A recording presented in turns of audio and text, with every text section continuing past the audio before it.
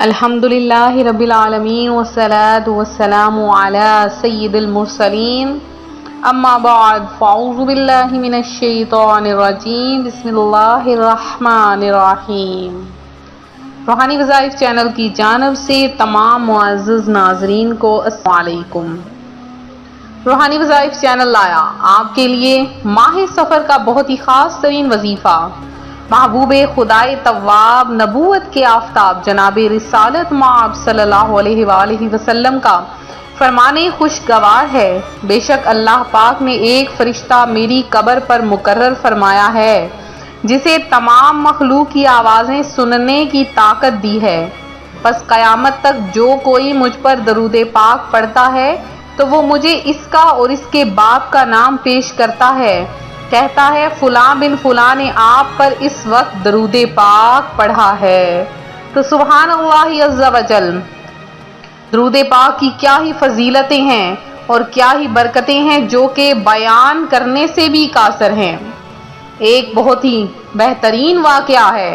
ایک بادشاہ اور اس کے ساتھی شکار کی غرض سے جنگل کی جانب چلے جا رہے تھے۔ صبح کے سناٹے میں گھوڑوں کی ٹاپیں صاف سنائی دے رہی تھیں، جنہیں سنتے ہی اکثر راہگیر راستے سے ہٹ جاتے، کیونکہ بادشاہ سلامت شکار پر جاتے ہوئے کسی کا راستہ میں آنا پسند نہیں کرتے تھے۔ بادشاہ اور اس کے ساتھی کی سواری بڑی شان و شوکت سے شہر سے گزر رہی تھی۔ جو ہی بادشاہ شہر کی فصیل یعنی چار دیواری کے قریب پہنچا، اس کے نگاہ سامنے آتے ہوئے ایک آنکھ والے شخص پر پڑی جو راستے سے ہٹنے کی بجائے بڑی بے نیازی سے چلا آ رہا تھا۔ اسے سامنے آتا دیکھ کر بادشاہ غصے سے چیخا، اف، یہ تو انتہائی بدشگونی ہے۔ کیا اس بدبخت کانے یعنی ایک آنکھ والے شخص کو علم نہیں تھا کہ جب بادشاہ کی سواری گزر رہی ہو تو راستہ چھوڑ دیا جاتا ہے؟ لیکن اس منحوس یکچشم یعنی ایک آنکھ والے نے تو ہمارا راستہ کاٹ کر انتہائی نحوست کا ثبوت دیا ہے۔ بادشاہ سپاہیوں کی جانب مڑا اور غصے سے چیخا، ہم حکم دیتے ہیں اس ایک آنکھ والے شخص کو ان ستونوں سے باندھ دیا جائے اور ہمارے لوٹنے تک یہ شخص یہیں بندہ رہے گا۔ ہم واپسی پر اس کی سزا تجویز کریں گے۔ سپاہیوں نے فوراً حکم کی تکمیل کی اور اس شخص کو ستونوں سے باندھ دیا۔ بادشاہ اور اس کے ساتھی گرد اڑاتے جنگل کی جانب روانہ ہو گئے۔ بادشاہ کے خدشات کے برعکس اس روز بادشاہ کا شکار بڑا کامیاب رہا۔ بادشاہ نے اپنی پسند کے جانوروں اور پرندوں کا شکار کیا۔ بادشاہ بہت خوش تھا کیونکہ آج اس کا ایک نشانہ بھی نہیں چوکا، بلکہ جس جانور پر نگاہ رکھی اسے حاصل کر لیا۔ وزیر نے جانوروں اور پرندوں کو گنتے ہوئے کہا، واہ، آج تو آپ کا شکار بہت خوب رہا، کیا نگاہ تھی اور کیا نشانہ۔ اسی طرح تمام ساتھی بھی بادشاہ کی تعریف میں مصروف تھے۔ جب شام ڈھلے بادشاہ شہر کے قریب پہنچا تو اس شخص کو رسیوں میں جکڑا ہوا پایا۔ بادشاہ کی سواری کے ساتھ ساتھ جانوروں اور پرندوں سے بھرا جھگڑا بھی چلا آ رہا تھا، جسے دیکھ کر بادشاہ اور اس کے ساتھی خوشی سے پھولے نہ سما رہے تھے۔ بھرا ہوا جھگڑا دیکھ کر وہ شخص زوردار آواز میں بادشاہ سے مخاطب ہوا، کہیے بادشاہ سلامت، ہم دونوں میں سے کون منحوس ہے، میں یا آپ؟ یہ سنتے ہی بادشاہ کے سپاہی اس شخص کے سر پر تلوار تان کر کھڑے ہو گئے، لیکن بادشاہ نے انہیں ہاتھ کے اشارے سے روک دیا۔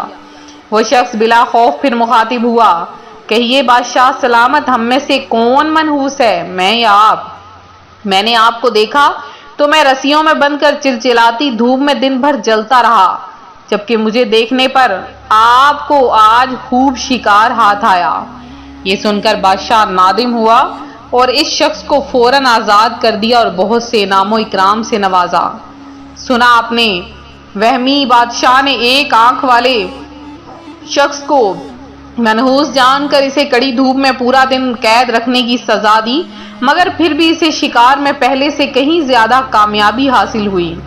اس حقائق سے تو ان کے وہم کی مکمل کاٹ ہوگی جو کسی انسان، جانور یا کسی دن، مہینے کو محض اپنے وہم کی بنیاد پر منحوس خیال کرتے ہیں، حالانکہ شریعت میں اس کی کوئی حقیقت نہیں۔ یاد رکھیے، جو شخص وہم کی آفت میں مبتلا ہو جاتا ہے تو اسے ہر چیز منحوس لگنے لگتی ہے، حتیٰ کہ وہمی انسان کم عقل لوگوں کی باتوں میں آ کر غلط فیصلے کر کے نہ صرف خود آزمائش میں مبتلا ہوتے ہیں بلکہ دیگر لوگوں کے لیے بھی وبال جان بن کر رہ جاتے ہیں۔ کسی مسلمان کے منحوس ہونے کا خیال نفرت کے وبال میں ڈال سکتا ہے۔ منحوس ہونے کا وہم شیطان کا وہ ہتھیار ہے جو انسان کی بربادی کا باعث ہوتا ہے۔ لہٰذا کبھی بھی کسی چیز کو منحوس خیال، کسی دن کو، کسی مہینے کو منحوس خیال نہیں کرنا چاہیے، اور مسلمان کو ایسی جگہ پر پڑھنا چاہیے کہ اپنے رب پر بھروسہ کر کے اپنے کام کو چلا جائے اور پڑھے اللہم لا طیر الا طیرک ولا خیر الا خیرک ولا الہ غیرک، اور پھر اللہ پاک کبھی بھی اس کام میں اس کے لیے بے برکتی نہیں ڈالے گا۔